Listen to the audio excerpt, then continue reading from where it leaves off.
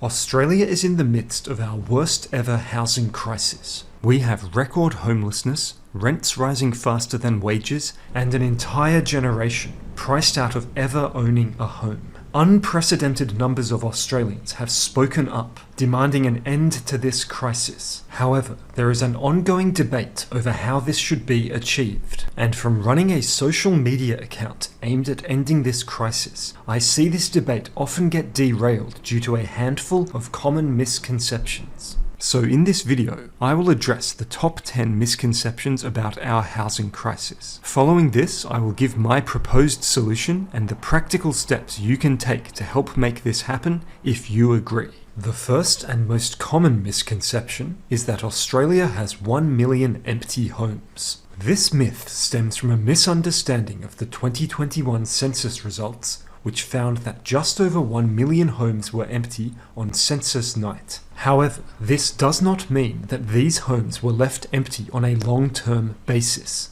Previous editions of the census reported the reasons that homes were left unoccupied, finding that most were due to temporary issues, such as the usual residents being temporarily away or the home awaiting sale. Additionally, the ABS conducted further research, finding that only 1.3% of homes had not been recently inhabited. This equates to 136,000 homes, which is still a significant number, and more recent estimates put this figure even higher. This large number of empty homes is responsible for the second misconception. This misconception is, we may not have 1 million empty homes, but we have enough empty homes to adequately accommodate everybody currently in Australia. However, analysts broadly agree that this is not the case. For instance, AMP Chief Economist Dr. Shane Oliver has estimated that Australia has a physical shortage of 300,000 homes. Because this is such a key point, I have performed this calculation myself, using an established approach belonging to a class known as propensity methods. My approach was reviewed by Australian demographer Dr. Tom Wilson, who agreed that it would produce a reasonable estimate. I have written an article explaining this calculation in detail, so in this video I will just outline the key steps so that the overall concept can be understood. The first step is to use ABS data to calculate the number of homes in Australia, including both occupied and unoccupied. As of June 30th, 2024, this was 11.2 million. The next step is to calculate a quantity known as the underlying housing demand.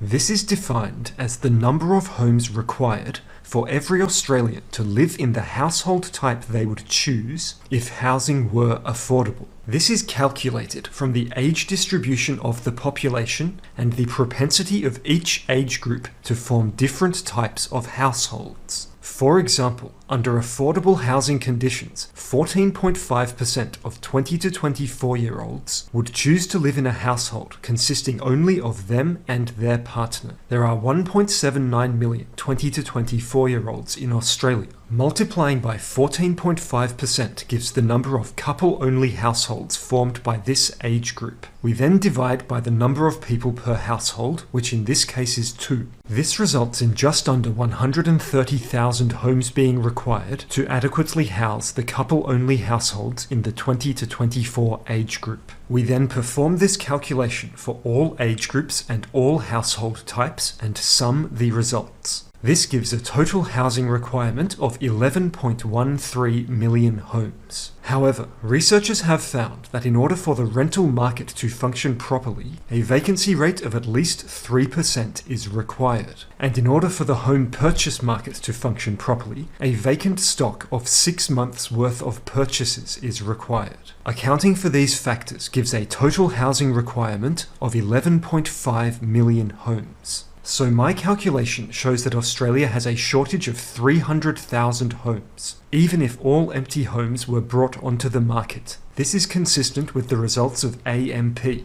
Consequently, efforts to minimize the number of homes left empty or underutilized should continue. But even if we could perfectly utilise every single one of Australia's homes without a single one being left empty or semi-occupied, there would still not be enough to accommodate Australia's current population. However, some people are not aware of this shortage due to the next misconception. This misconception is that home construction has outpaced housing demand.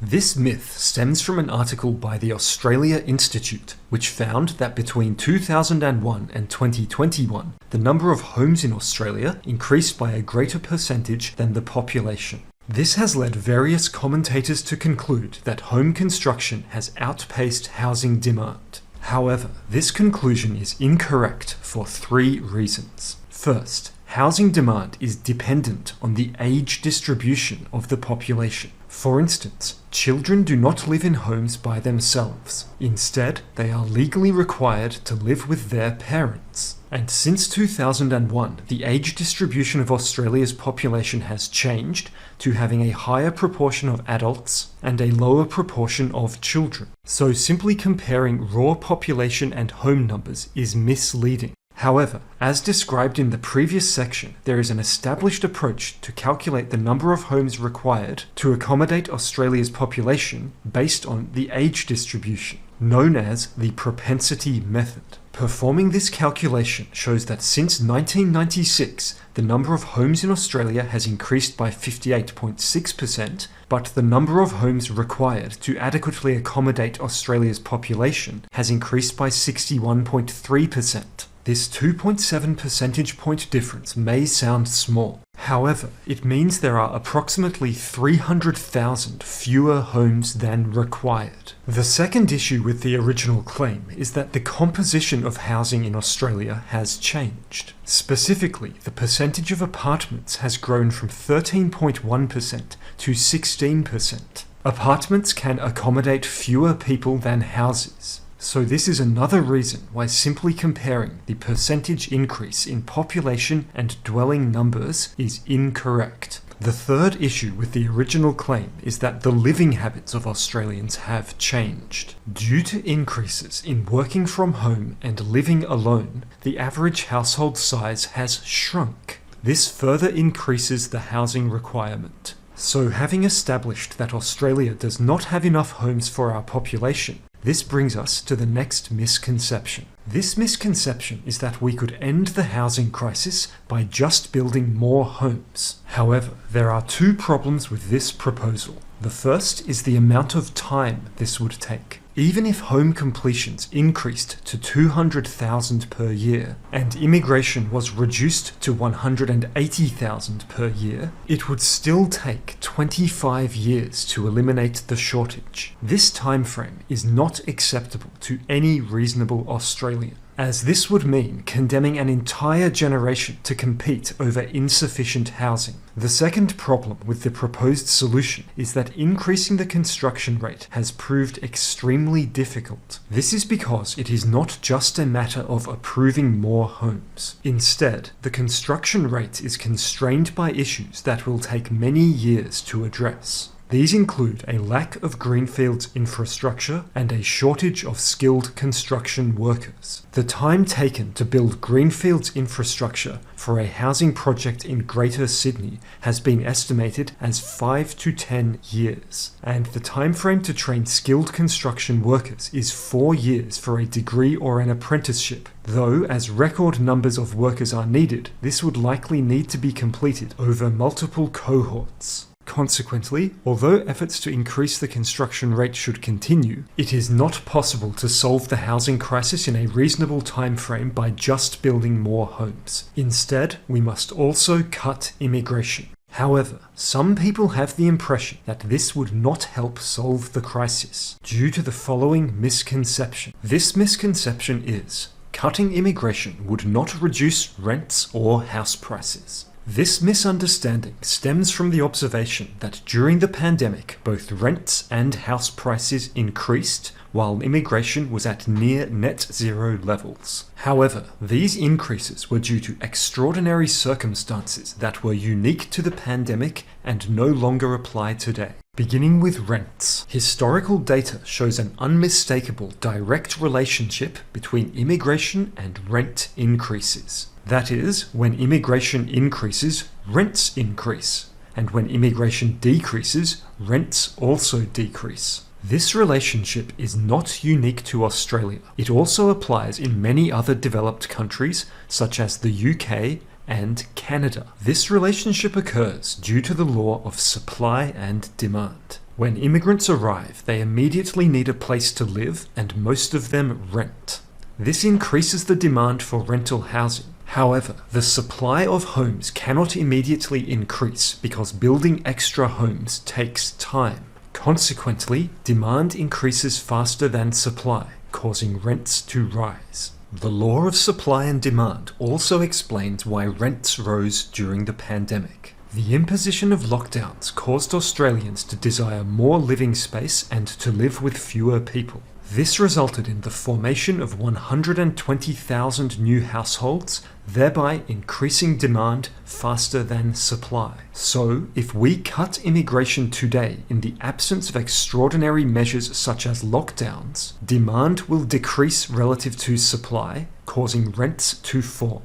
This has been demonstrated over the past year in Canada, which has cut immigration and has seen rents fall in response. House price rises during the pandemic were also caused by extraordinary measures that increased demand, such as an unprecedented level of quantitative easing. As with rents, if we cut immigration in the absence of these extraordinary measures, this will cause downward pressure on house prices, as occurred in Canada. However, some people still believe the housing crisis can be resolved without cutting immigration due to the next misconception. This misconception is, we could end the housing crisis if we banned property investment. Most analysts agree that Australia's tax code is a disgrace and is extremely unfair to the younger generations. A damning statistic is that 38% of home loans were taken out by investors in 2025, while the younger generations are priced out of buying even a single home. Abolishing CGT concessions and negative gearing would greatly reduce the incidence of investors buying up homes, and I personally strongly support this. However, the idea that this would be sufficient to end Australia's housing crisis without reducing immigration is incorrect. This is because it does not address the fundamental issue,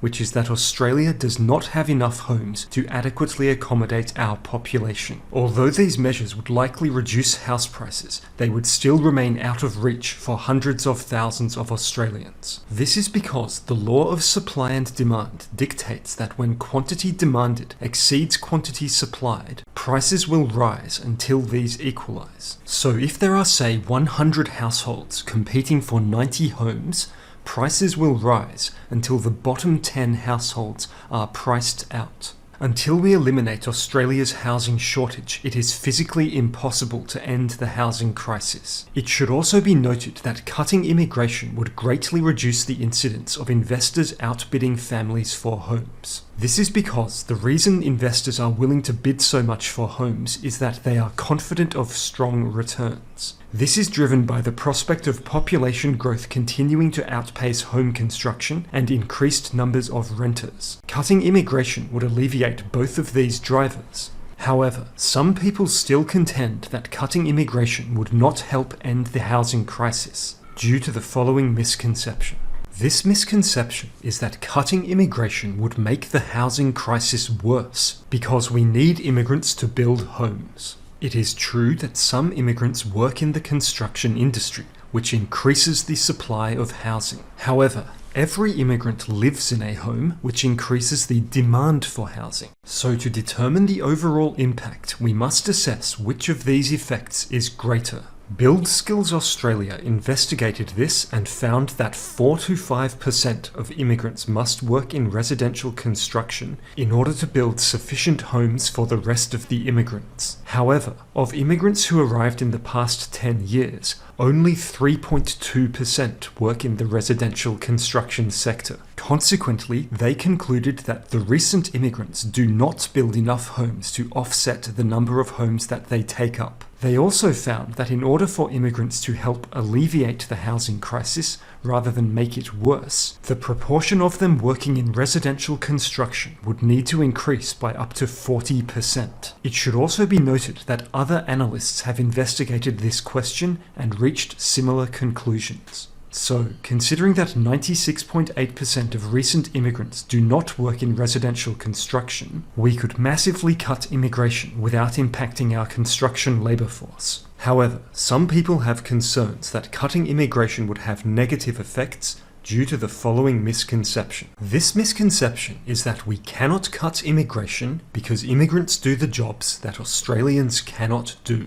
This myth stems from a government publication known as the Occupation Shortage List, which states that Australia has shortages in 29% of occupations. However, there are two major issues with this claim. The first is that many of the entries on this list are not jobs that Australians are incapable of doing.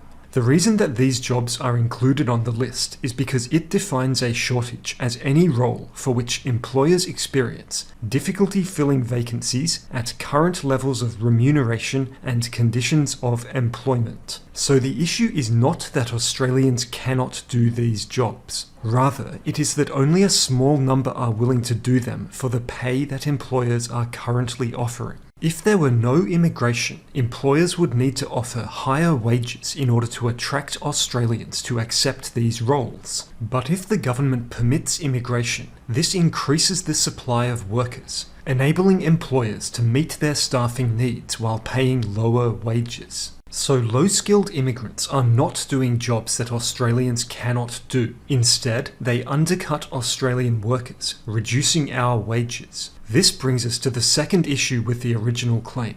It is true that we have genuine shortages for some occupations, such as tradesmen. However, the number of immigrants who actually have these skills is tiny compared to the total intake. This is true of both permanent and temporary immigration. As a result, instead of helping to solve the skills shortages, immigration actually makes many of these shortages worse. Consequently, if we only allowed immigrants with skills that we genuinely need, we could massively cut immigration without exacerbating skills shortages. However, some people still object to the idea of cutting immigration due to the following misconception. This misconception is that we should blame billionaires for the housing crisis, not immigrants. However, the idea that we must pick one or the other is incorrect. Instead, both are responsible in different ways. Immigrants are an immediate cause because they live in homes that would otherwise be available for Australian citizens. This increases the demand for housing faster than supply, leading to increases in rents and house prices. Even the government's own agency, the NHSAC, has admitted that lowering immigration would reduce the housing shortage. Billionaires are a root cause of the housing crisis, as they donate to industry groups such as the Property Council, which advocate for higher immigration and lobby politicians to increase immigration. Billionaires also donate to both political parties, ensuring there is no substantive debate over ending mass immigration. So it is true that billionaires are a cause of the housing crisis because they have far too much influence over Australian politics, and efforts to reduce this should continue. However, we must also cut immigration, as Australia does not have sufficient homes to adequately accommodate our population, and this is the only way to end this shortage in a reasonable time frame. But some people believe there is no point trying to end our housing crisis due to the following misconception.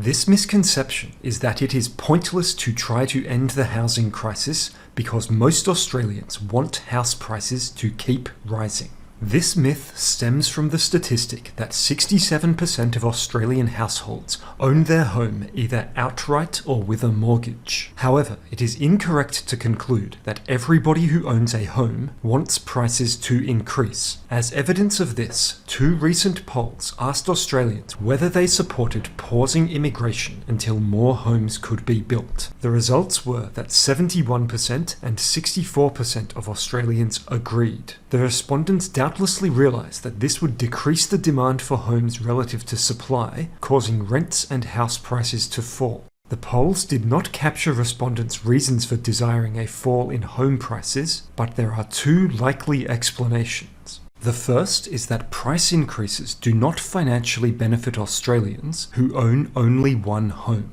If they sell their home, they must buy another one, as they would need a place to live. Higher prices raise the value of the home they sell, but they also raise the price of the home they must buy.